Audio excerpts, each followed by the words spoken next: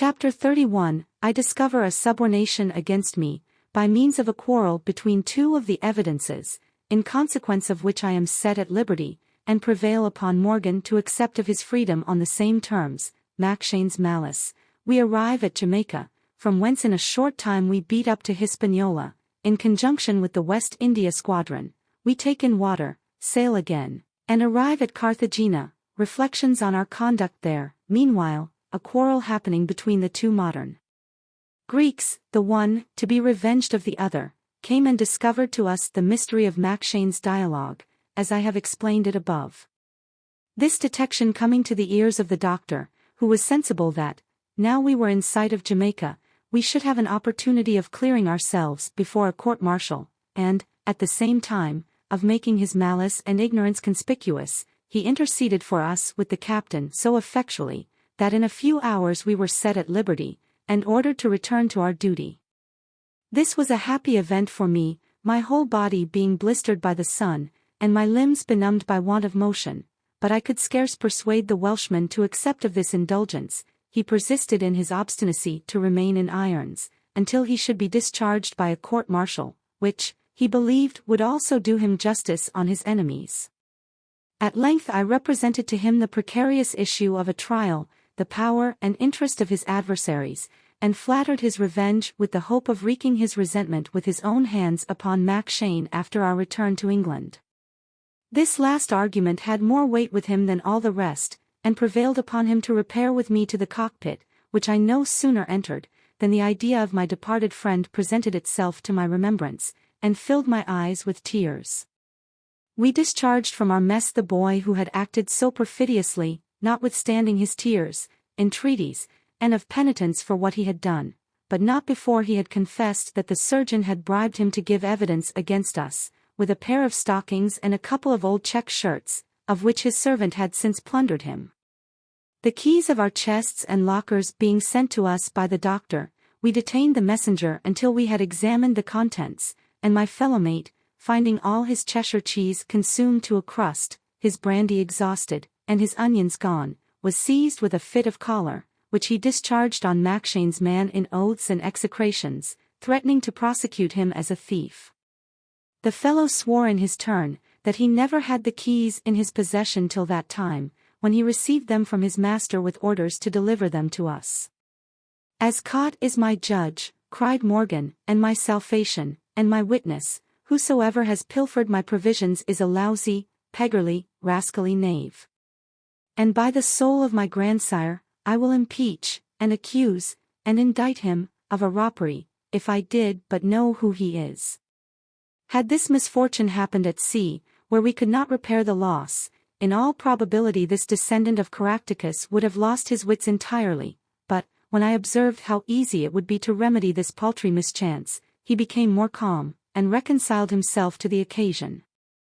A little while after this transport the surgeon came into the berth, under pretence of taking something out of the medicine chest, and, with a smiling aspect, wished us joy of our deliverance, which, he said, he had been at great pains to obtain of the captain, who was very justly incensed at our behavior, but he, the doctor, had passed his word for our future conduct, and he hoped we should give him no cause to repent of his kindness. He expected, no doubt, an acknowledgment from us for this pretended piece of service, as well as a general amnesty of what was past, but he had to do with people who were not quite so apt to forgive injuries as he imagined, or to forget that, if our deliverance was owing to his mediation, our calamity was occasioned by his malice. I therefore sat silent, while my companion answered, "'Tis no matter. God knows the heart, there is a time for all things, as the wise man saith, there is a time for throwing away stones, and to gather them up." He seemed to be disconcerted at this reply, and went away in a pet, muttering something about ingratitude, and fellows, of which we did not think fit to take any notice. Our fleet, having joined another that waited for us, lay at anchor about a month in the harbor of Port Royal in Jamaica, during which time something of consequence was certainly transacted, notwithstanding the insinuations of some, who affirmed we had no business at all in that place, that, in order to take the advantage of the season proper for our enterprise, the West India squadron, which had previous notice of our coming, ought to have joined us at the west end of Hispaniola, with necessary stores and refreshments, from whence we could have sailed directly for Carthagena, before the enemy could put themselves in a good posture of defense, or, indeed, have an inkling of our design. Be this as it will, we sailed from Jamaica, and, in 10 days or a fortnight, beat up against the wind as far as the Isle of Vache, with an intention, as was said, to attack the French fleet, then supposed to be lying near that place. But before we arrived, they had sailed for Europe, having first dispatched an advice boat to Carthagena, with an account of our being in those seas, as also of our strength and destination. We loitered here some days longer, taking in wood and brackish water, in the use whereof, however, our admiral seemed to consult the health of the men, by restricting each to a quart a day. At length we set sail, and arrived in a bay to the windward of Carthagena, where we came to an anchor, and lay at our ease 10 days longer. Here, again, certain malicious people took occasion to blame the conduct of their superiors, by saying, that in so doing they not only unprofitably wasted time, which was very precious, considering the approach of the rainy season, but also allowed the Spaniards to recollect themselves from a terror occasioned by the approach of an English fleet, at least 3 times as numerous as ever appeared in that part of the world before. But if I might be allowed to give my opinion of the matter, I would ascribe this delay to the generosity of our chiefs, who scorned to take any advantage that fortune might give them even over an enemy. At last, however, we weighed, and anchored again somewhat nearer the harbor's mouth, where we made shift to land our marines, who encamped on the beach, in despite of the enemy's shot, which knocked a good many of them on the head. This piece of conduct, in choosing a camp under the walls of an enemy's fortification, which I believe never happened before, was practiced, I presume, with a view of accustoming the soldiers to stand fire, who were not as yet much used to discipline, most of them having been taken from the plough-tail a few months before. This expedient, again, has furnished matter for censure against the ministry, for sending a few raw recruits on such an important enterprise, while so many veteran regiments lay inactive at home. But surely our governors had their reasons for so doing, which possibly may be disclosed with other secrets of the deep. Perhaps they were loath to risk their best troops on such desperate service, or the colonel and the field officers of the old corps, who, generally speaking, enjoyed their commissions as sinecures or pensions, for some domestic services rendered to the court, refused to embark in such a dangerous and precarious undertaking, for which refusal, no doubt, they are to be much commended.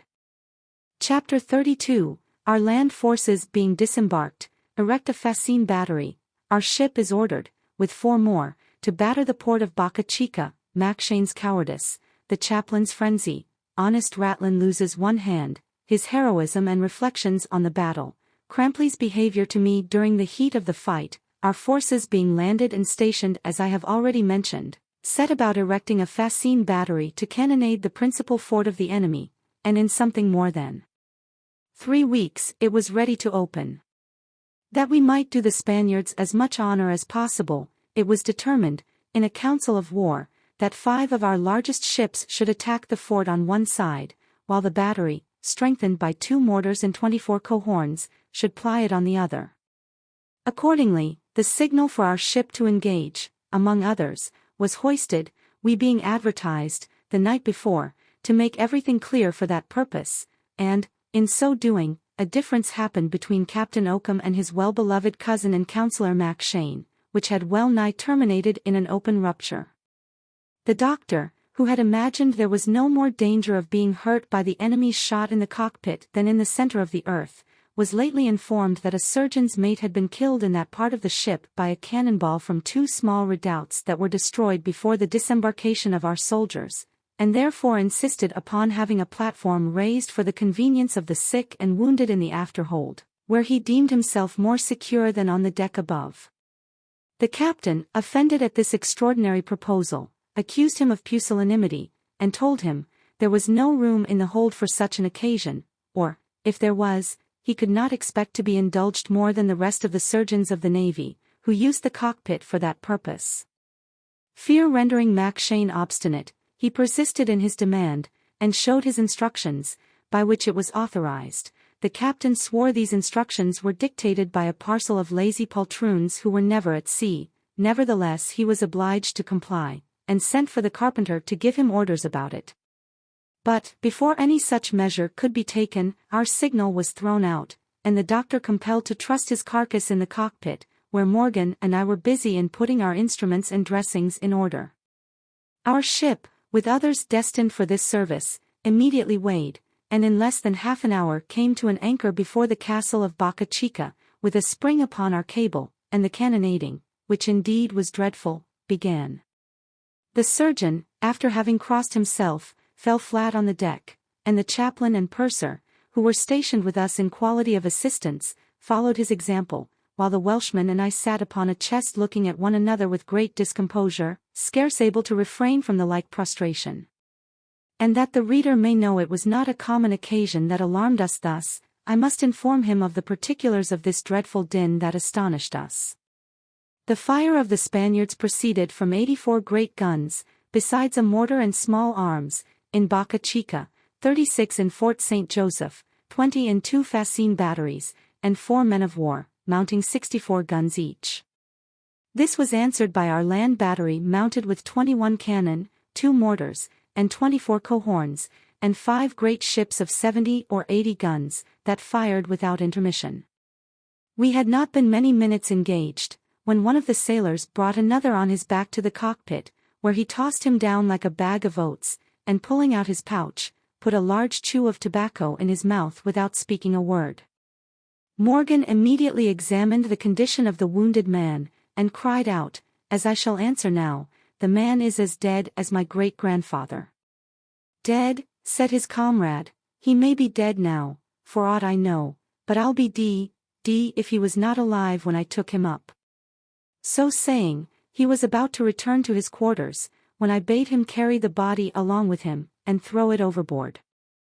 And the body, said he, I think 'tis fair enough if I take care of my own. My fellow mate, snatching up the amputation knife, pursued him halfway up the cockpit ladder, crying, You lousy rascal, is this the churchyard, or the charnel house, or the sepulchre, or the Golgotha, of the ship? But was stopped in his career by one calling, Yo he, avast there, scaldings. Scaldings, answered Morgan, Cot knows, 'tis hot enough indeed, who are you? Here's one, replied the voice, and I immediately knew it to be that of my honest friend Jack Ratlin, who coming towards me, told me, with great deliberation, he was come to be docked at last, and discovered the remains of one hand, which had been shattered to pieces with a grape shot. I lamented with unfeigned sorrow his misfortune, which he bore with heroic courage, observing, that every shot had its commission, it was well it did not take him in the head. Or if it had, what then? He should have died bravely, fighting for his king and country. Death was a debt which every man owed, and must pay, and that now was as well as another time. I was much pleased and edified with the maxims of this sea philosopher, who endured the amputation of his left hand without shrinking, the operation being performed, at his request, by me, after Mac Shane, who was with difficulty prevailed to lift his head from the deck, had declared there was a necessity for his losing the limb. While I was employed in dressing the stump, I asked Jack's opinion of the battle, who, shaking his head, frankly told me, he believed we should do no good, for why? Because, instead of dropping anchor close under shore, where we should have to deal with one corner of Boca Chica only, we had opened the harbor, and exposed ourselves to the whole fire of the enemy from their shipping in Fort St. Joseph, as well as from the castle we intended to cannonade, that, besides, we lay at too great a distance to damage the walls, and 3 parts in 4 of our shot did not take place, for there was scarce anybody on board who understood the pointing of a gun. Ah! God help us, continued he, if your kinsman, Lieutenant Bowling, had been here, we should have had other guesswork. By this time, our patients had increased to such a number, that we did not know which to begin with, and the first mate plainly told the surgeon, that if he did not get up immediately and perform his duty, he would complain of his behavior to the admiral, and make application for his warrant.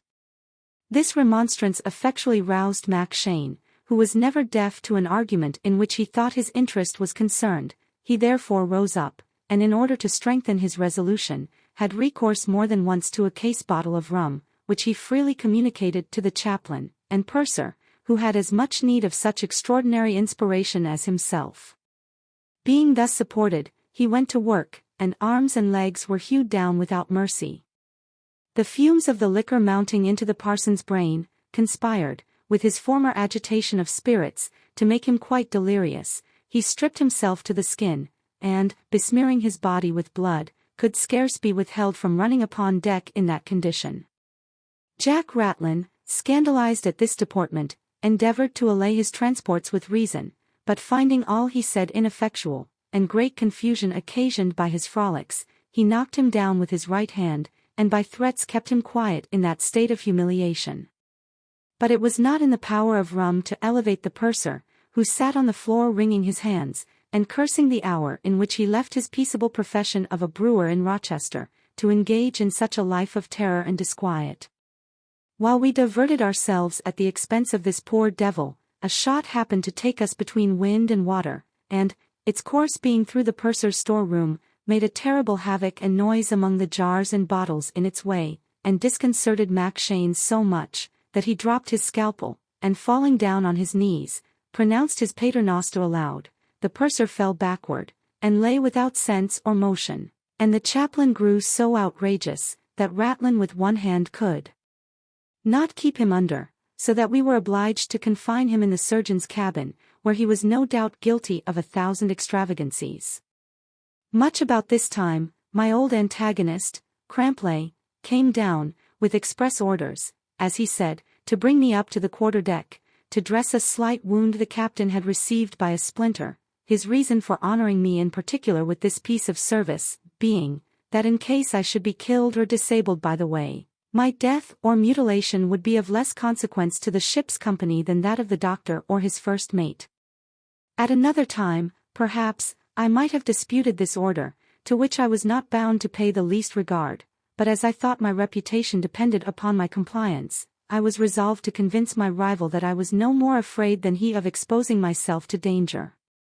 With this view I provided myself with dressings, and followed him immediately to the quarter-deck, through a most infernal scene of slaughter, fire, smoke, and uproar. Captain Oakham, who leaned against the mizzen-mast, no sooner saw me approach in my shirt, with the sleeves tucked up to my armpits, and my hands dyed with blood, than he signified his displeasure by a frown, and asked why the doctor himself did not come. I told him that Crampley had singled me out, as if by express command, at which reply he seemed surprised, and threatened to punish the midshipman for his presumption, after the engagement. In the meantime, I was sent back to my station, and ordered to tell Mac Shane, that the captain expected him immediately.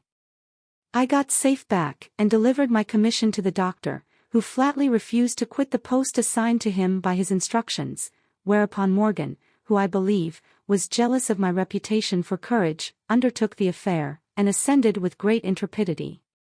The captain, finding the surgeon obstinate, suffered himself to be dressed, and swore he would confine Mac Shane as soon as the service should be over.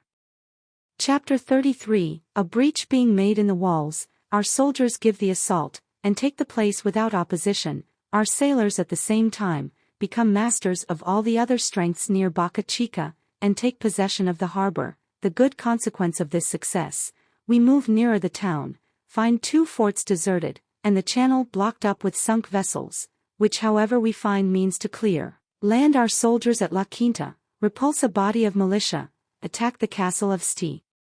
Lazare, and are forced to retreat with great loss. The remains of our army are re-embarked, an effort of the admiral to take the town, the economy of our expedition described. Having cannonaded the fort during the space of 4 hours, we were all ordered to slip our cables, and sheer off, but next day the engagement was renewed, and continued from the morning till the afternoon, when the enemy's fire from Boca Chica slackened, and towards evening was quite silenced.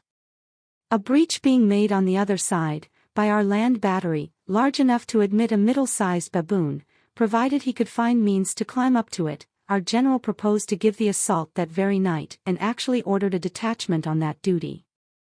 Providence stood our friend upon this occasion, and put it into the hearts of the Spaniards to abandon the fort, which might have been maintained by resolute men till the day of judgment against all the force we could exert in the attack. And while our soldiers took possession of the enemy's ramparts without resistance, the same good luck attended a body of sailors, who made themselves masters of Fort St. Joseph, the Fascine batteries, and one Spanish man of war, the other 3 being burnt or sunk by the foe, that they might not fall into our hands. The taking of these forts, in the strength of which the Spaniards chiefly confided, made us masters of the outward harbor, and occasioned great joy among us, as we laid our accounts at finding little or no opposition from the town, and indeed, if a few great ships had sailed up immediately, before they had recovered from the confusion and despair that our unexpected success had produced among them, it is not impossible that we might have finished the affair to our satisfaction, without any more bloodshed. But this step our heroes disdained as a barbarous insult over the enemy's distress, and gave them all the respite they could desire, in order to recollect themselves.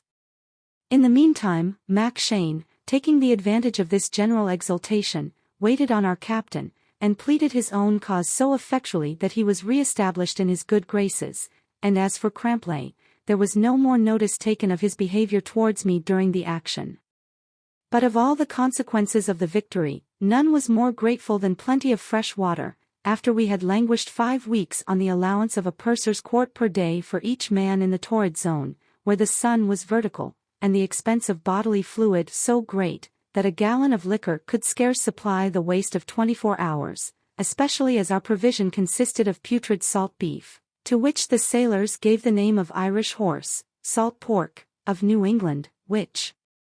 though neither fish nor flesh, savoured of both, bred from the same country, every biscuit whereof, like a piece of clockwork, moved by its own internal impulse, occasioned by the myriads of insects that dwelt within it, and butter served out by the gill, that tasted like train oil thickened with salt. Instead of small beer, each man was allowed 3 half-quarterns of brandy or rum, which were distributed every morning, diluted with a certain quantity of his water, without either sugar or fruit to render it palatable, for which reason, this composition was by the sailors not ineptly styled necessity. Nor was this limitation of simple element owing to a scarcity of it on board, for there was at this time water enough in the ship for a voyage of 6 months, at the rate of half a gallon per day to each man, but this fast must, I suppose, have been enjoined by way of penance on the ship's company for their sins, or rather with a view to mortify them into a contempt of life, that they might thereby become more resolute and regardless of danger. How simply then do those people argue, who ascribe the great mortality among us, to our bad provision and want of water, and affirm, that a great many valuable lives might have been saved, if the useless transports had been employed in fetching fresh stock, turtle, fruit, and other refreshments from Jamaica and other adjacent islands, for the use of the army and fleet. Seeing it is to be hoped, that those who died went to a better place, and those who survived were the more easily maintained. After all, a sufficient number remained to fall before the walls of St. Lazare, where they behaved like their own country mastiffs, which shut their eyes, run into the jaws of a bear, and have their heads crushed for their valor. But to return to my narration. After having put garrisons into the forts we had taken, and re-embarked our soldiers and artillery, a piece of service that detained us more than a week, we ventured up to the mouth of the inner harbor, guarded by a large fortification on one side, and a small redoubt on the other, both of which were deserted before our approach, and the entrance of the harbor blocked up by several old galleons, and 2 men of war that the enemy had sunk in the channel. We made shift, however, to open a passage for some ships, that favored a second landing of our troops at a place called La Quinta, not far from the town, where, after a faint resistance from a body of Spaniards, who opposed their disembarkation, they encamped with a design of besieging the castle of St. Lazare, which overlooked and commanded the city. Whether our renowned general had nobody in his army who knew how to approach it in form, or that he trusted entirely to the fame of his arms, I shall not determine, but, certain it is, a resolution was taken in a council of war, to attack the place with musketry only. This was put in execution, and succeeded accordingly, the enemy giving them such a hearty reception, that the greatest part of their detachment took up their everlasting residence on the spot. Our chief, not relishing this kind of complaisance in the Spaniards, was wise enough to retreat on board with the remains of his army, which, from 8,000 able men landed on the beach near Boca Chica, was now reduced to 1,500 fit for service. The sick and wounded were squeezed into certain vessels, which thence obtained the name of hospital ships, though methinks they scarce deserved such a creditable title, seeing few of them could boast of their surgeon, nurse, or cook, and the space between decks was so confined that the miserable patients had not room to sit upright in their beds. Their wounds and stumps, being neglected, contracted filth and putrefaction, and millions of maggots were hatched amidst the corruption of their sores. This inhuman disregard was imputed to the scarcity of surgeons, though it is well known that every great ship in the fleet could have spared one at least for this duty, an expedient which would have been more than sufficient to remove this shocking inconvenience. But perhaps our general was too much of a gentleman to ask a favor of this kind from his fellow chief, who, on the other hand, would not derogate so much from his own dignity, as to offer such assistance unasked, for, I may venture to affirm, that by this time the demon of discord, with her sooty wings, had breathed her influence upon our councils, and it might be said of these great men, I hope they will pardon the comparison, as of Caesar and Pompey, the one could not brook a superior, and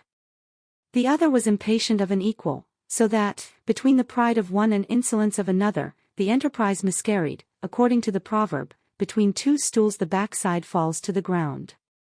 Not that I would be thought to liken any public concern to that opprobrious part of the human body, though I might with truth assert, if I durst use such a vulgar idiom, that the nation did hang on arse at its disappointment on this occasion. Neither would I presume to compare the capacity of our heroic leaders to any such wooden convenience as a joint stool or a close stool, but only to signify by this simile, the mistake the people committed in trusting to the union of two instruments that were never joined. A day or two after the attempt on St. Lazare, the admiral ordered one of the Spanish men of war we had taken to be mounted with 16 guns, and manned with detachments from our great ships, in order to batter the town. Accordingly, she was towed into the inner harbor in the night, and moored within half a mile of the walls, against which she began to fire at daybreak, and continued about 6 hours exposed to the opposition of at least 30 pieces of cannon, which at length obliged our men to set her on fire, and get off as well as they could in their boats. This piece of conduct afforded matter of speculation to all the wits either in the army or navy, who were at last fain to acknowledge it a stroke of policy above their comprehension. Some entertained such an irreverent opinion of the admiral's understanding, as to think he expected the town would surrender to his floating battery of 16 guns. Others imagined his sole intention was to try the enemy's strength, by which he should be able to compute the number of great ships that would be necessary to force the town to a capitulation. But this last conjecture soon appeared groundless, inasmuch as no ships of any kind whatever were afterwards employed on that service. A third sort swore, that no other cause could be assigned for this undertaking than that which induced Don Quixote to attack the windmill. A fourth class, and that the most numerous, though, without doubt, composed of the sanguine and malicious, plainly taxed this commander with want of honesty as well as sense, and alleged that he ought to have sacrificed private pique to the interest of his country, that, where the lives of so many brave fellow citizens were concerned, he ought to have concurred with the general without being solicited or even desired, towards their preservation and advantage, that, if his arguments could not dissuade him from a desperate enterprise, it was his duty to have rendered it as practicable as possible, without running extreme hazard, that this could have been done, with a good prospect of success, by ordering 5 or 6 large ships to batter the town, while the land forces stormed the castle. By these means a considerable diversion would have been made in favor of those troops, who, in their march to the assault and in the retreat, suffered much more from the town than from the castle. That the inhabitants, seeing themselves vigorously attacked on all hands, would have been divided, distracted, and confused, and in all probability, unable to resist the assailants. But all these suggestions surely proceeded from ignorance or malevolence, or else the admiral would not have found it such an easy matter, at his return to England, to justify his conduct to a ministry at once so upright and discerning. True it is, that those who undertook to vindicate him on the spot, asserted, that there was not water enough for our great ships near the town, though this was a little unfortunately urged, because there happened to be pilots in the fleet perfectly well acquainted with the soundings of the harbor, who affirmed there was water enough for 5 80-gun ships to lie abreast almost up to the very walls. The disappointments we suffered occasioned a universal dejection, which was not at all alleviated by the objects that daily and hourly entertained our eyes, nor by the prospect of what must have inevitably happened, had we remained much longer in this place. Such was the economy in some ships that, rather than be at the trouble of interring the dead, their commanders ordered their men to throw their bodies overboard, many without either ballast or winding sheet, so that numbers of human carcasses floated in the harbor, until they were devoured by sharks and carrion crows, which afforded no agreeable spectacle to those who survived. At the same time the wet season began, during which a deluge of rain falls, from the rising to the setting sun, without intermission, and that no sooner ceases than it begins to thunder, and lighten with such continued flashing, that one can see to read a very small print by the illumination. Chapter 34, An epidemic fever rages among us, we abandon our conquests, I am seized with distemper, write a petition to the captain, which is rejected, I am in danger of suffocation through the malice of Cramplay, and relieved by a sergeant, my fever increases, the chaplain wants to confess me, I obtain a favorable crisis, Morgan's affection for me proved, the behavior of Mackshane and Cramplay towards me, Captain Oakham is removed into another ship with his beloved doctor, our new captain described. An adventure of Morgan, the change of the atmosphere, occasioned by this phenomenon, conspired, with the stench that surrounded us, the heat of the climate, our own constitutions, impoverished by bad provisions, and our despair, to introduce the bilious fever among us, which raged with such violence, that 3/4 of those whom it invaded died in a deplorable manner, the color of their skin being, by the extreme putrefaction of the juices, changed into that of soot. Our conductors, finding things in this situation, perceived it was high to relinquish our conquests, and this we did, after having rendered their artillery useless, and blown up their walls with gunpowder.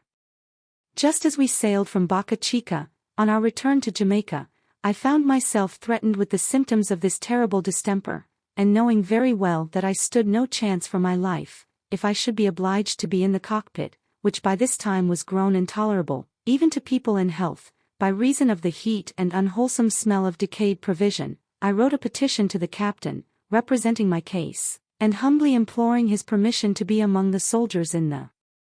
middle deck, for the benefit of the air, but I might have spared myself the trouble, for this humane commander refused my request, and ordered me to continue in the place allotted for the surgeon's mates or else be contented to be in the hospital, which, by the by, was 3 degrees more offensive and more suffocating than our own berth below. Another, in my condition, perhaps, would have submitted to his fate, and died in a pet, but I could not brook the thought of perishing so pitifully, after I had weathered so many gales of hard fortune. I therefore, without minding Oakham's injunction, prevailed upon the soldiers, whose goodwill I had acquired, to admit my hammock among them, and actually congratulated myself upon my comfortable situation, which Cramplay no sooner understood, than he signified to the captain my contempt of his orders, and was invested with power to turn me down again into my proper habitation. This barbarous piece of revenge incensed me so much against the author, that I vowed, with bitter imprecations, to call him to a severe account, if ever it should be in my power, and the agitation of my spirits increased my fever to a violent degree. While I lay gasping for breath in this infernal abode, I was visited by a sergeant, the bones of whose nose I had reduced and set to rights, after they had been demolished by a splinter during our last engagement. He, being informed of my condition, offered me the use of his berth in the middle deck, which was enclosed with canvas, and well aired by a porthole that remained open within it. I embraced this proposal with joy, and was immediately conducted to the place, where I was treated, while my illness lasted, with the utmost tenderness and care by this grateful halberdier, who had no other bed for himself than a hencoop during the whole passage. Here I lay and enjoyed the breeze, notwithstanding which my malady gained ground, and at length my life was despaired of, though I never lost hopes of recovery, even when I had the mortification to see, from my cabin window, 6 or 7 thrown overboard every day, who died of the same distemper. This confidence, I am persuaded, conduced a great deal to the preservation of my life, especially when joined to another resolution I took at the beginning, namely, to refuse all medicine, which I could not help thinking cooperated with the disease, and, instead of resisting putrefaction, promoted a total degeneracy of the vital fluid. When my friend Morgan, therefore, brought his diaphoretic boluses, I put them into my mouth, 'tis true, but without any intention of swallowing them, and, when he went away, spit them out, and washed my mouth with water gruel. I seemingly complied in this matter, that I might not affront the blood of Caractacus, by a refusal which might have intimated a diffidence of his physical capacity, for he acted as my physician, Dr. Mackshane never once inquiring about me, or even knowing where I was. When my distemper was at the height, Morgan thought my case desperate, and, after having applied a blister to the nape of my neck, squeezed my hand, bidding me, with a waffle countenance, recommend myself to Cot and my Retimer, then, taking his leave, desired the chaplain to come and administer some spiritual consolation to me, but, before he arrived, I made shift to rid myself of the troublesome application the Welshman had bestowed on my back. The person, having felt my pulse, inquired into the nature of my complaints, hemmed a little, and began thus: Mr. Random, God out of his infinite mercy has been pleased to visit you with a dreadful distemper, the issue of which no man knows. You may be permitted to recover and live many days on the face of the earth, and, which is more probable, you may be taken away, and cut off in the flower of your youth. It is incumbent on you, therefore, to prepare for the great change, by repenting sincerely of your sins. Of this there cannot be a greater sign, than an ingenuous confession, which I conjure you to make without hesitation or mental reservation, and, when I am convinced of your sincerity, I will then give you such comfort as the situation of your soul will admit of. Without doubt, you have been guilty of numberless transgressions to which youth is subject, as swearing, drunkenness, whoredom, and adultery. Tell me therefore, without reserve, the particulars of each, especially of the last, that I may be acquainted with the true state of your conscience, for no physician will prescribe for his patient until he knows the circumstances of his disease. As I was not under any apprehensions of death, I could not help smiling at the chaplain's inquisitive remonstrance, which I told him savoured more of the Roman than of the Protestant Church, in recommending auricular confession, a thing, in my opinion, not at all necessary to salvation, and which, for that reason, I declined. This reply disconcerted him a little. However, he explained away his meaning, in making learned distinctions between what was absolutely necessary and what was only convenient, then proceeded to ask what religion I professed.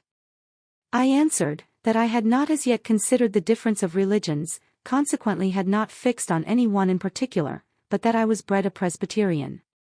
At this word the chaplain expressed great astonishment, and said, he could not comprehend how a Presbyterian was entitled to any post under the English government. Then he asked if I had ever received the sacrament, or taken the oaths, to which questions, I replying in the negative, he held up his hands, assured me he could do me no service, wished I might not be in a state of reprobation, and returned to his messmates, who were making merry in the wardroom, round a table well stored with bumbo, and wine. Bumbo is a liquor composed of rum, sugar, water, and nutmeg. This insinuation, terrible as it was, had not such an effect upon me as the fever, which, soon after he had left me, grew outrageous. I began to see strange chimeras and concluded myself upon the point of being delirious. In the meantime, being in great danger of suffocation, I started up in a kind of frantic fit, with an intention to plunge myself into the sea, and, as my friend the sergeant was not present, would certainly have cooled myself to some purpose, had I not perceived a moisture upon my thigh, as I endeavored to get out of my hammock. The appearance of this revived my hopes, and I had reflection and resolution enough to take the advantage of this favorable symptom, by tearing the shirt from my body, and the sheets from my bed, and wrapping myself in a thick blanket, in which enclosure, for about a quarter of an hour, felt all the pains of hell, but it was not long before I was recompensed for my suffering by a profuse sweat, that, bursting from the whole surface of my skin, in less than 2 hours, relieved me from all my complaints except that of weakness, and left me as hungry as a kite. I enjoyed a very comfortable nap, after which I was regaling myself with the agreeable reverie of future happiness, when I heard Morgan, on the outside of the curtain, ask the sergeant if I was alive still. "Alive," cried the other, "God forbid he should be otherwise. He has lain quiet these 5 hours, and I do not choose to disturb him, for sleep will do him great service." "Aye," said my fellow-mate, "he sleeps so sound, look you, that he will not waken till the great trump ploughs. God be merciful to his soul. He has paid his debt like an honest man, and moreover, he is at rest from all persecutions, and troubles, and afflictions, of which, God knows, and I know, he had his own share, Acri. Acri. He was a promising youth indeed." So saying he groaned grievously, and began to whine in such a manner, as persuaded me he had a real friendship for me. The sergeant, alarmed at his words, came into the berth, and, while he looked upon me, I smiled, and tipped him the wink. He immediately guessed my meaning, and remaining silent, Morgan was confirmed in his opinion of my being dead, whereupon he approached, with tears in his eyes, in order to indulge his grief with a sight of the object, and I counterfeited death so well, by fixing my eyes and dropping my underjaw, that he said, "There he lies, no better than a lump of clay, God help me," and observed, by the distortion of my face, that I must have had a strong struggle. I should not have been able to contain myself much longer, when he began to perform the last duty of a friend, in closing my eyes and my mouth, upon which I suddenly snapped at his fingers and discomposed him so much that he started back, turned pale as ashes, and stared like the picture of horror. Although I could not help laughing at his appearance, I was concerned for his situation, and stretched out my hand, telling him I hoped to live and eat some salmagundi of his making in England. It was some time before he could recollect himself so far as to feel my pulse, and inquire into the particulars of my disease, but when he found I had enjoyed a favorable crisis, he congratulated me upon my good fortune, not failing to ascribe it, undercaught, to the blister he had applied to my back, at his last visit, which, by the by, said he, must now be removed and dressed. He was actually going to fetch dressings, when I, feigning astonishment, said, "Bless me. Sure you never applied a blister to me, there is nothing on my back, I assure you." But he could not be convinced till he had examined it, and then endeavored to conceal his confusion, by expressing his surprise in finding the skin untouched and the plaster missing. In order to excuse myself for paying so little regard to his prescription, I pretended to have been insensible when it was put on, and to have pulled it off afterwards in a fit of delirium. This apology satisfied my friend, who, on this occasion, abetted a good deal of his stiffness in regard to punctilio, and as we were now safely arrived at Jamaica, where I had the benefit of fresh provisions and other refreshments, I recovered strength every day, and, in a short time, my health and vigor were perfectly re-established. When I got up at first, and was just able to crawl about the deck with a staff in my hand, I met Dr. McShane, who passed by me with a disdainful look, and did not vouchsafe to honor me with one word. After him came Crampley, who, strutting up to me with a fierce countenance, pronounced, "Here's fine discipline on board, when such lazy, skulking sons of bitches as you are allowed, on pretence of sickness, to lollop at your ease, while your betters are kept to hard duty." The sight and behavior of this malicious scoundrel enraged me so much that I could scarce refrain from laying my cudgel across his pate, but when I considered my present feebleness, and the enemies I had in the ship, who wanted only a pretence to ruin me, I restrained my passion, and contented myself with telling him, I had not forgot his insolence and malice, and that I hoped we should meet one day on shore. At this declaration he grinned, shook his fist, and swore he longed for nothing more than such an opportunity. Meanwhile our ship was ordered to be heaved down, victualled, and watered, for her return to England, and our captain, for some reason or other, not thinking it convenient for him to revisit his native country at this time, exchanged with a gentleman, who, on the other hand, wished for nothing so much as to be safe without the tropic, all his care and tenderness of himself being insufficient to preserve his complexion from the injuries of the sun and weather. Our tyrant having left the ship, and carried his favorite McShane along with him, to my inexpressible satisfaction, our new commander came on board in a 10-oared barge, overshadowed with a vast umbrella, and appeared in everything the reverse of oakum, being a tall, thin young man, dressed in this manner. A white hat, garnished with a red feather, adorned his head, from whence his hair flowed upon his shoulders, in ringlets tied behind with a ribbon.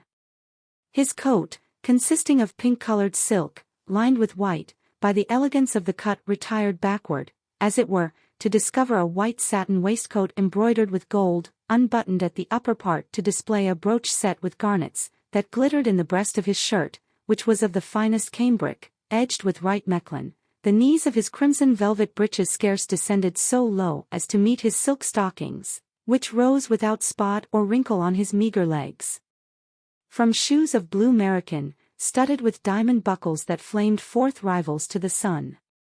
A steel-hilted sword, inlaid with gold, and decked with a knot of ribbon which fell down in a rich tassel, equipped his side, and an amber-headed cane hung dangling from his wrist. But the most remarkable parts of his furniture were, a mask on his face, and white gloves on his hands, which did not seem to be put on with an intention to be pulled off occasionally, but were fixed with a curious ring on the little finger of each hand. In this garb, Captain Whiffle, for that was his name, took possession of the ship, surrounded with a crowd of attendants, all of whom, in their different degrees, seemed to be of their patron's disposition, and the air was so impregnated with perfumes, that one may venture to affirm the climate of Arabia Felix was not half so sweet-scented. My fellow mate, observing no surgeon among his train, thought he had found an occasion too favorable for himself to be neglected, and, remembering the old proverb, spare to speak, and spare to speed, resolved to solicit the new captain's interest immediately, before any other surgeon could be appointed for the ship. With this view he repaired to the cabin in his ordinary dress, consisting of a check shirt and trousers, a brown linen waistcoat, and a nightcap of the same, neither of them very clean, which, for his further misfortune, happened to smell strong of tobacco. Entering without any ceremony into this sacred place, he found Captain Whiffle reposing upon a couch, with a wrapper of fine chintz about his body, and a muslin cap bordered with lace about his head, and after several low congees began in this manner: "Sir, I hope you will forgive, and excuse, and pardon, the presumption of one who has not the honor of being known to you, but who is, nevertheless a gentleman born and bred, and moreover has had misfortunes, God help me, in the world."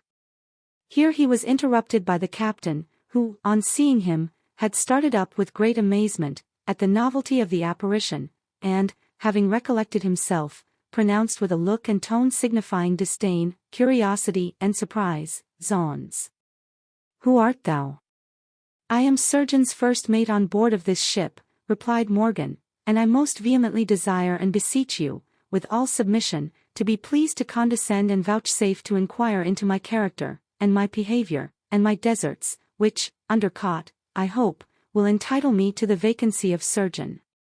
As he proceeded in his speech, he continued advancing towards the captain, whose nostrils were no sooner saluted with the aromatic flavor that exhaled from him, than he cried with great emotion, "Heaven preserve me!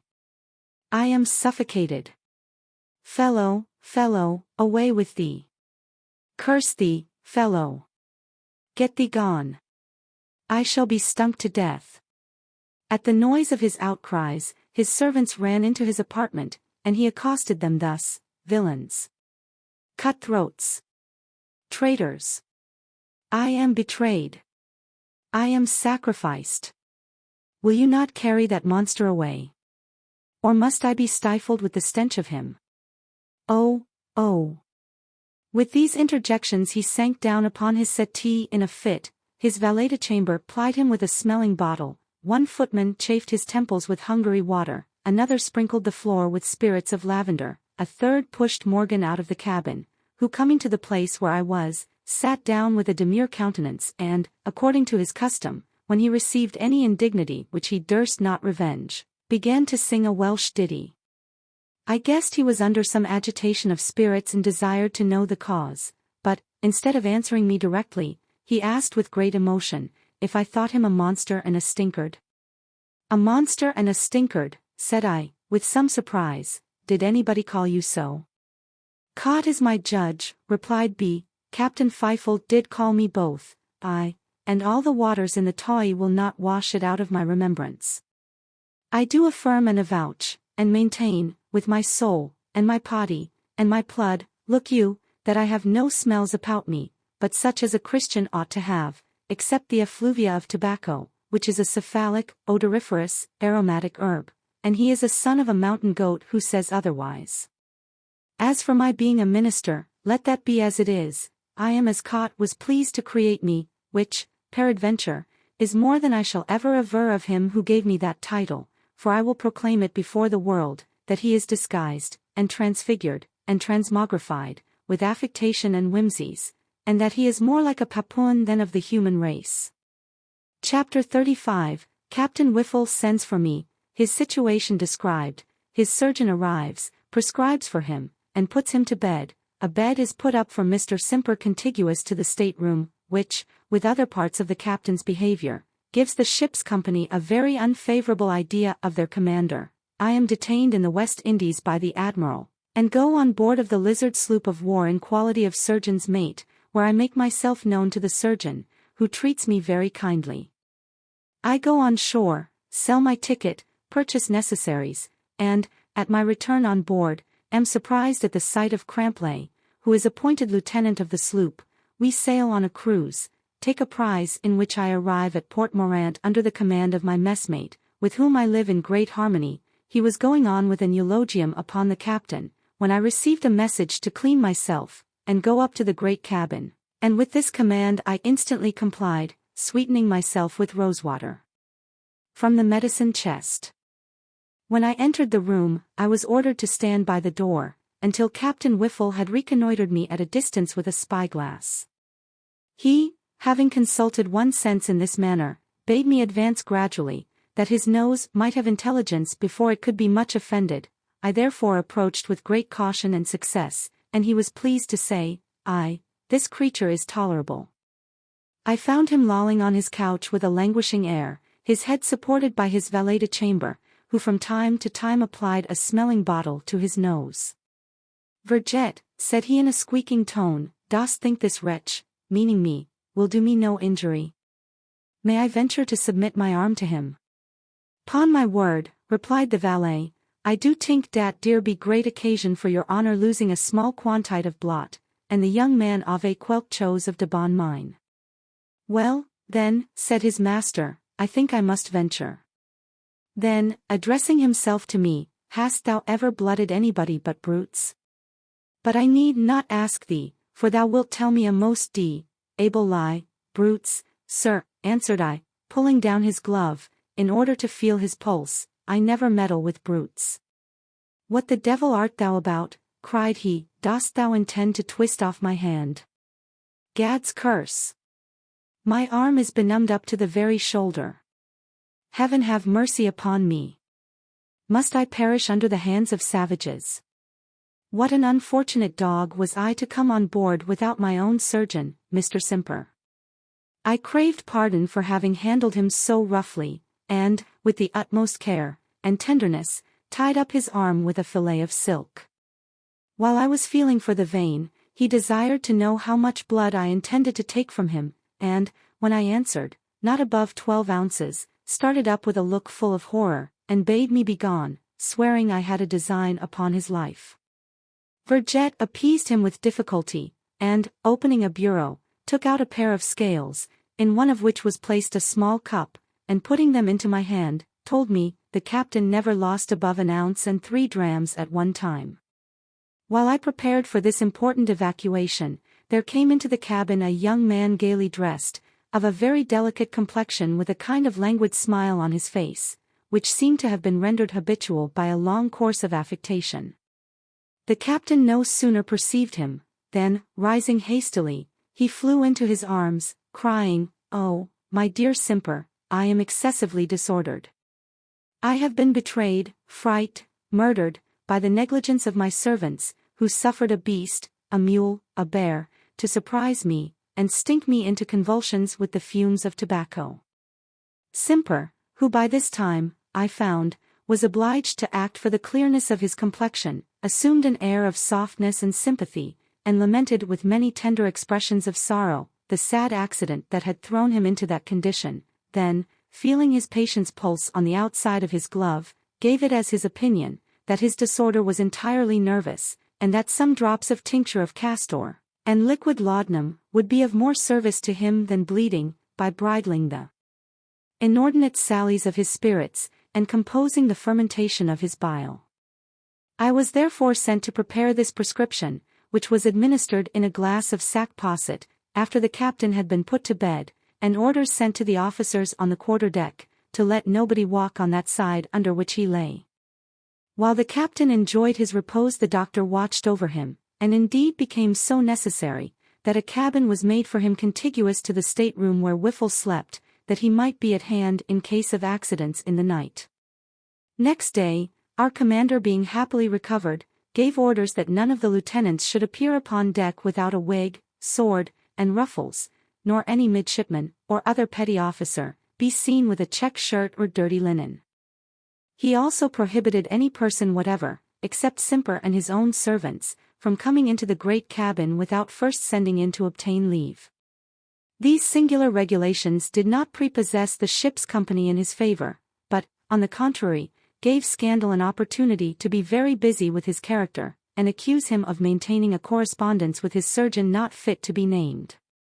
In a few weeks, our ship being under sailing orders, I was in hope of revisiting my native country, in a very short time, when the admiral's surgeon came on board, and, sending for Morgan and me to the quarter-deck, gave us to understand there was a great scarcity of surgeons in the West Indies, that he was commanded to detain one mate out of every great ship that was bound for England, and desired us to agree between ourselves, before the next day at that hour, which of us should stay behind. We were thunderstruck at this proposal, and stared at one another some time without speaking. At length the Welshman broke silence, and offered to remain in the West Indies, provided the admiral would give him a surgeon's warrant immediately, but he was told there was no want of chief surgeons, and that he must be contented with the station of mate, till he should be further provided for in due course. Whereupon Morgan flatly refused to quit the ship for which the commissioners of the navy had appointed him, and the other told him as plainly, that if we could not determine the affair by ourselves before tomorrow morning, he must cast lots, and abide by his chance. When I recalled to my remembrance the miseries I had undergone in England, where I had not one friend to promote my interest, or favor my advancement in the navy, and the same time reflected on the present dearth of surgeons in the West Indies, and the unhealthiness of the climate, which every day almost reduced the number, I could not help thinking my success would be much more certain and expeditious by my staying where I was, than by returning to Europe.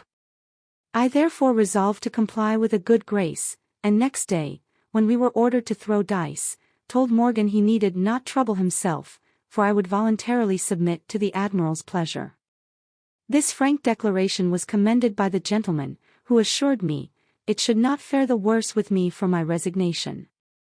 Indeed, he was as good as his word, and that very afternoon procured a warrant, appointing me surgeon's mate of the Lizard sloop of war, which put me on a footing with every first mate in the service.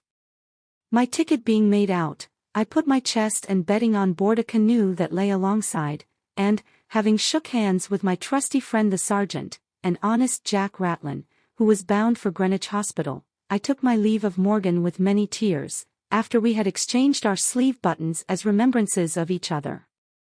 Having presented my new warrant to the captain of the Lizard, I inquired for the doctor, whom I no sooner saw than I recollected him to be one of those young fellows with whom I had been committed to the roundhouse, during our frolic with Jackson, as I have related before. He received me with a good deal of courtesy, and, when I put him in mind of our former acquaintance, expressed great joy at seeing me again, and recommended me to an exceeding good mess, composed of the gunner and master's mate.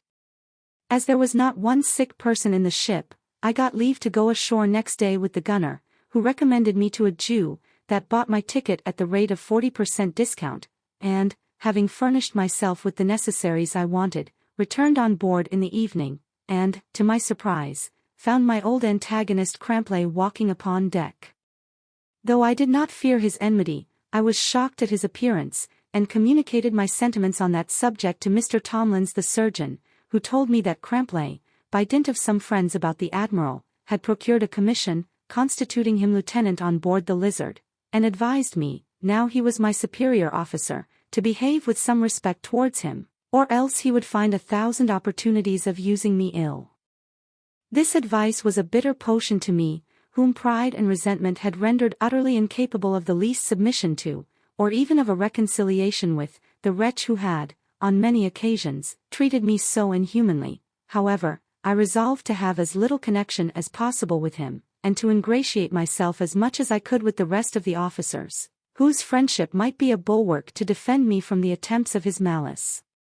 In less than a week we sailed on a cruise, and having weathered the east end of the island, had the good fortune to take a Spanish barcolongo, with her prize, which was an English ship bound for Bristol, that sailed from Jamaica a fortnight before, without convoy. All the prisoners who were well, we put on shore on the north side of the island. The prizes were manned with Englishmen, and the command of the barcolongo given to my friend the master's mate, with orders to carry them into Port Morant, and there to remain until the Lizard's cruise should be ended, at which time she would touch at the same place in her way to Port Royal.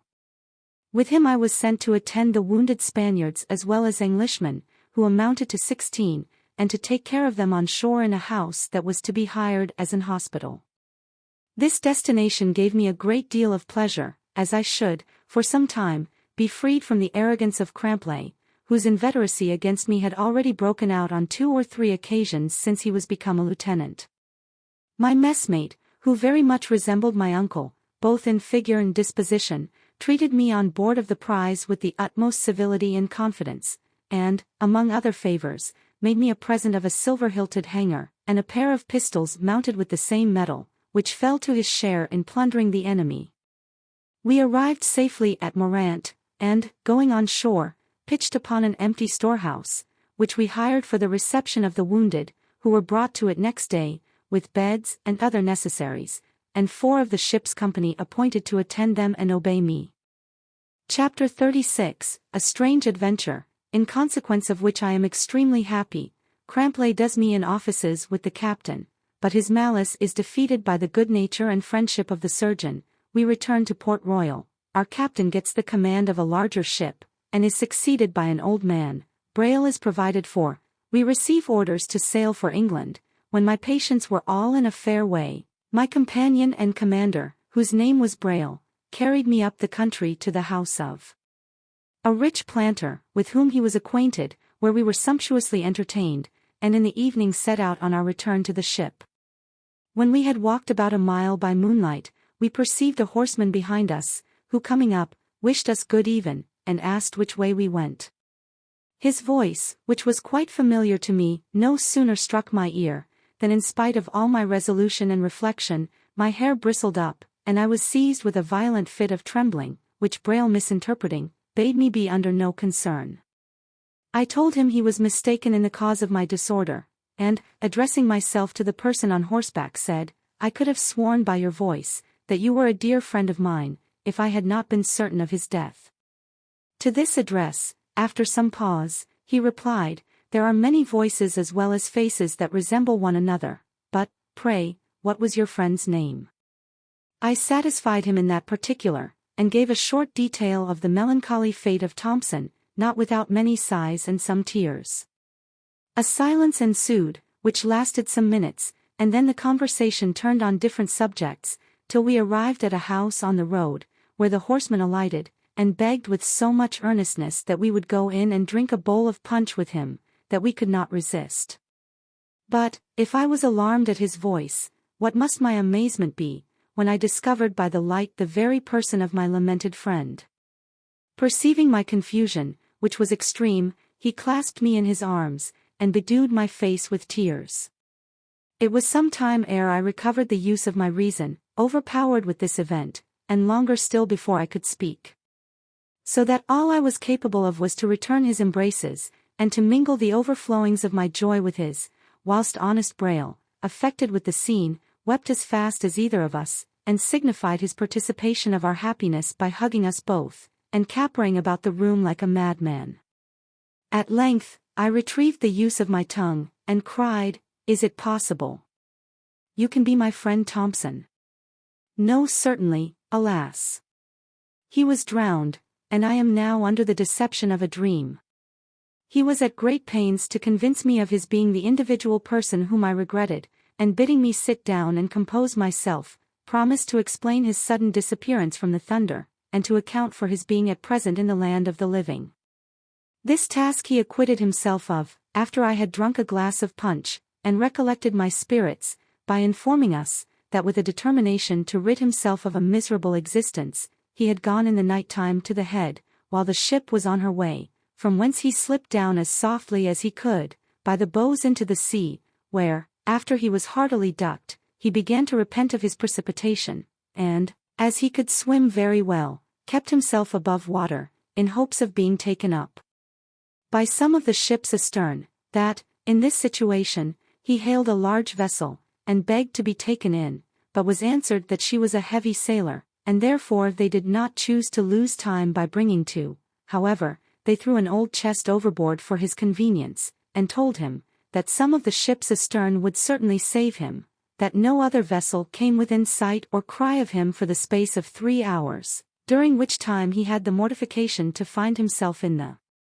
middle of the ocean alone, without other support or resting place, but what a few crazy boards afforded, till at last he discerned a small sloop steering towards him, upon which he set up his throat, and had the good fortune to be heard and rescued from the dreary waste by their boat, which was hoisted out on purpose.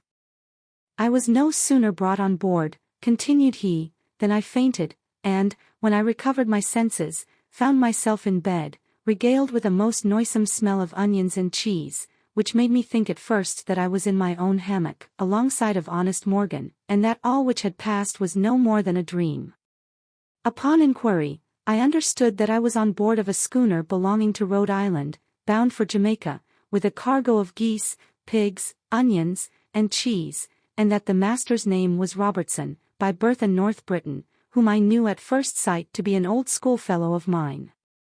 When I discovered myself to him, he was transported with surprise and joy, and begged to know the occasion of my misfortune, which I did not think fit to disclose, because I knew his notions with regard to religion were very severe and confined, therefore contented myself with telling him I fell overboard by accident, but made no scruple of explaining the nature of my disagreeable station, and of acquainting him with my determined purpose never to return to the Thunder man-of-war.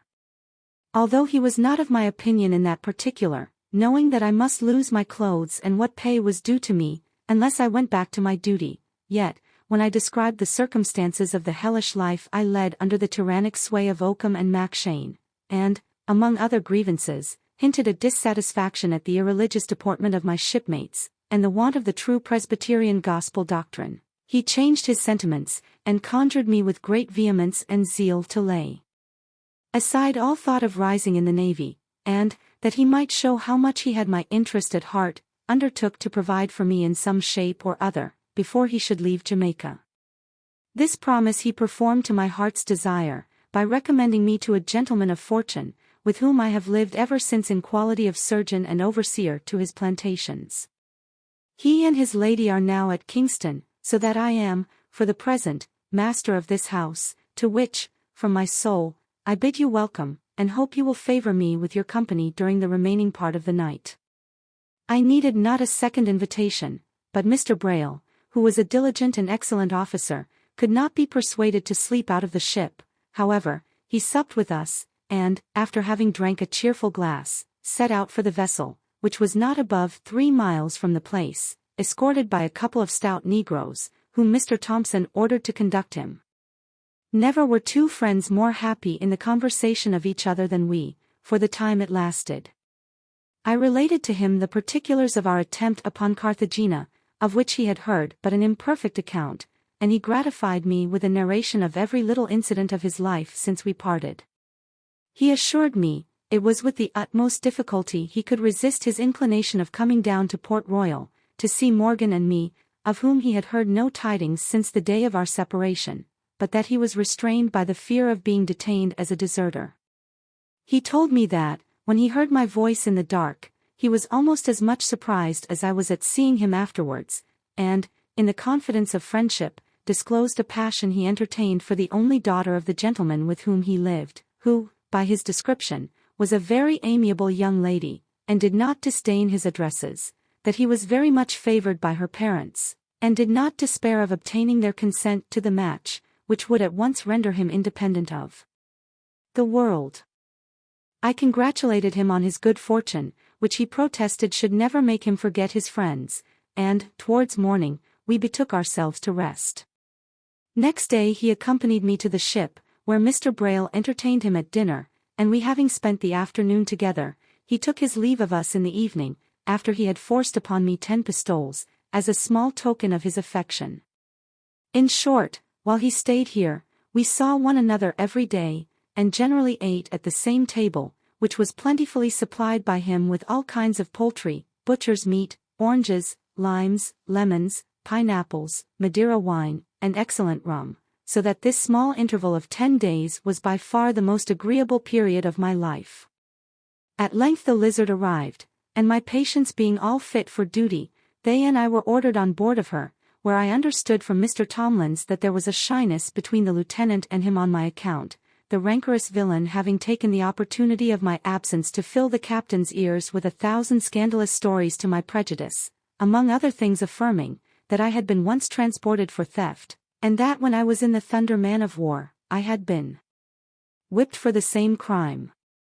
The surgeon, on the other hand, having heard my whole story from my own mouth, defended me strenuously, and in the course of that good-natured office recounted all the instances of Crampley's malice against me while I remained on board of that ship, which declaration, while it satisfied the captain of my innocence, made the lieutenant as much my defender's enemy as mine. The infernal behavior of Crampley, with regard to me, added such fuel to his former resentment, that, at certain times, I was quite beside myself with the desire of revenge, and was even tempted to pistol him on the quarter-deck, though an infamous death must inevitably have been my reward. But the surgeon, who was my confidant, argued against such a desperate action so effectually, that I stifled the flame which consumed me for the present, and resolved to wait for a more convenient opportunity. In the meantime, that Mr. Tomlins might be the more convinced of the wrongs I suffered by this fellow's slander, I begged he would go and visit Mr. Thompson, whose wonderful escape I had made him acquainted with, and inquire of him into the particulars of my conduct, while he was my fellow-mate. This request the surgeon complied with, more through curiosity to see a person whose fate had been so extraordinary, than to confirm his good opinion of me, which he assured me was already firmly established. He therefore set out for the dwelling-place of my friend, with a letter of introduction from me, and being received with all the civility and kindness I expected, returned to the ship, not only satisfied with my character beyond the power of doubt or insinuation, but also charmed with the affability and conversation of Thompson, who loaded him and me with presents of fresh stock, liquors, and fruit.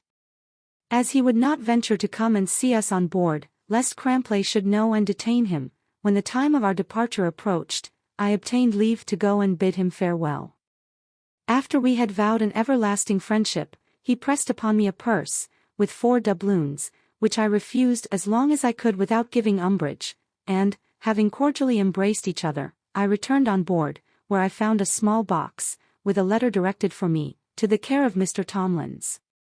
Knowing the superscription to be of Thompson's handwriting, I opened it with some surprise, and learned that this generous friend, not content with loading me with the presents already mentioned, had sent, for my use and acceptance, 6 fine shirts, and as many linen waistcoats and caps, with 12 pair of new thread stockings. Being thus provided with money and all necessaries for the comfort of life, I began to look upon myself as a gentleman of some consequence, and felt my pride dilate apace. Next day we sailed for Port Royal, where we arrived safely with our prizes, and, as there was nothing to do on board, I went ashore, and having purchased a laced waistcoat, with some other clothes, at a sale, made a swaggering figure for some days among the taverns, where I ventured to play a little at hazard, and came off with 50 pistoles in my pocket. Meanwhile our captain was promoted to a ship of 20 guns, and the command of the Lizard given to a man turned of 80, who had been lieutenant since the reign of King William, and, notwithstanding his long service, would have probably died in that station, had he not applied some prize money he had lately received, to make interest with his superiors. My friend Braille was also made an officer about the same time, after he had served in quality of a midshipman and mate for 25 years. Soon after these alterations, the admiral pitched upon our ship to carry home dispatches for the ministry, and we set sail for England, having first scrubbed her bottom, and taken in provision and water for the occasion.